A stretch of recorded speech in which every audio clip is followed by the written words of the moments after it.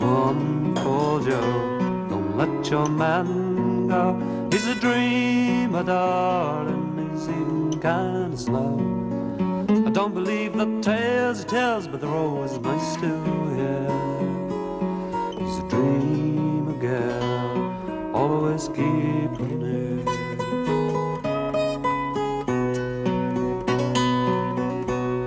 He's a white tuxedo, he's remarkable echo, a prince of a living and knows all the rules. And the black sedan so royally it takes his left to school.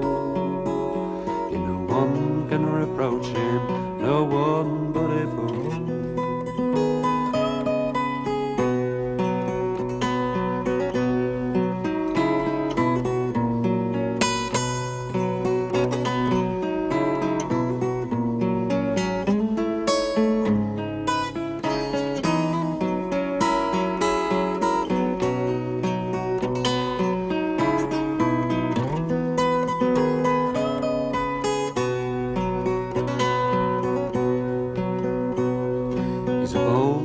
Captain in his boots and oilskin hat, he's struggling blindly through seas wide and black.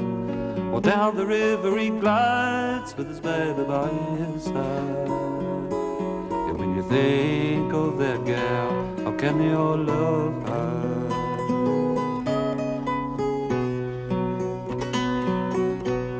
Now it's one for Joe, don't let your man go. He's a dreamer, darling, he's even kind of slow. I don't believe the tales he tells, but they're always nice to hear. He's a dreamer, girl, always keep him near.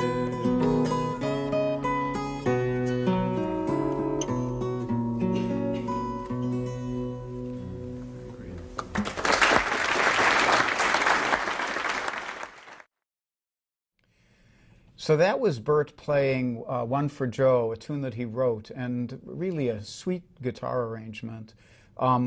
It's in standard tuning, and we're going to capo at the 4th fret like he did.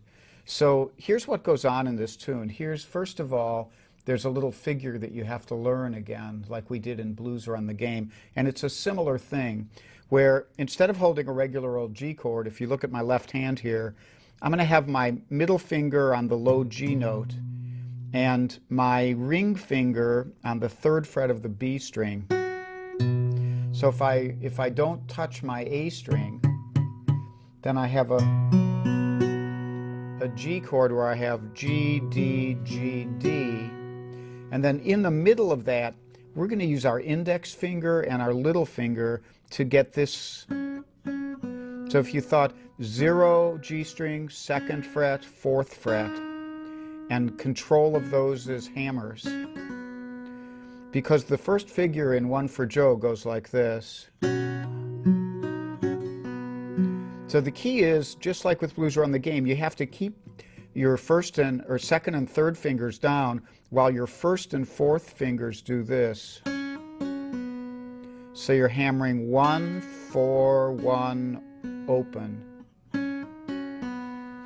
And while you're doing that, you're hitting this drone note above it along with the bass. And so if you practice this as a little figure, this will get you going. It'll go.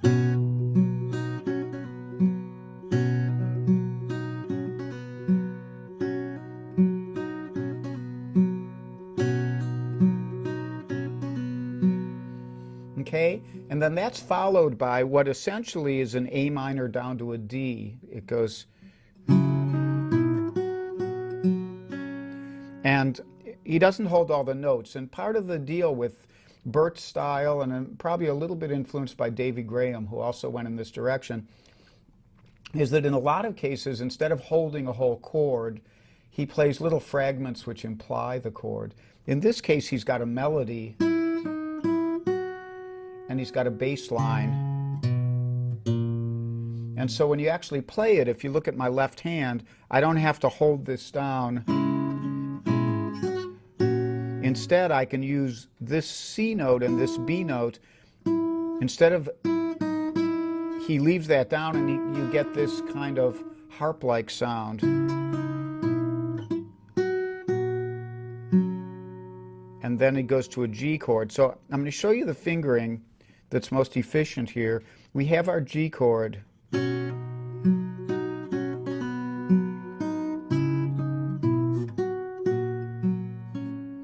And then he goes to a G chord, and you can hold both the 3rd fret of the B string and the 3rd fret of the high string, and then your ring finger is in place for this one again. You see how that worked? I went from here, then I lifted this, and I'm all set. And then the same figure down.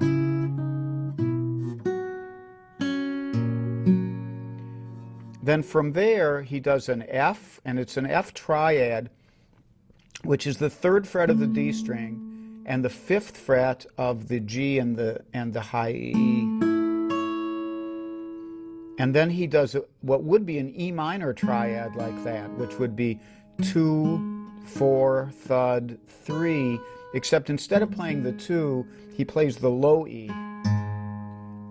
So maybe some people would go, but he goes and gets that big low bass in there. So it goes like this.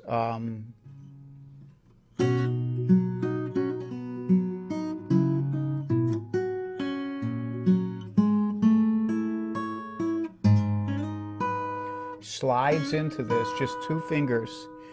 And then the next figure is,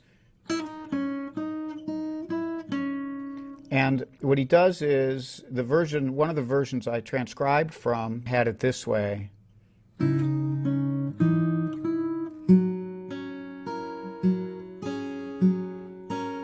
And there's a couple things about that. One is you're playing this C note with the left hand, and you're playing the open B string, and then you slide down into a unison. And then you play the A note, and then you have a C bass while you go B, C, and then you have a D bass. And here the D bass gets repeated off beat, or kind of on the 2 and 4. It goes, and then back into the first part again. So I'm going to play that whole little bridge for you that goes.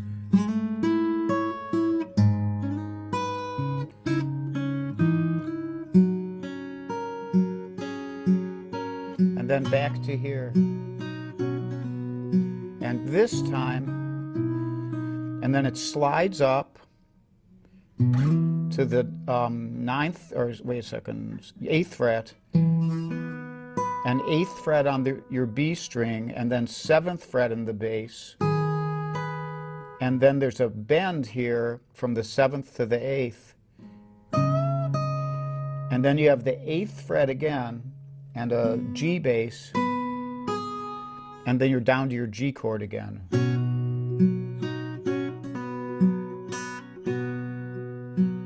So that sounds like this if we try to play it up to speed.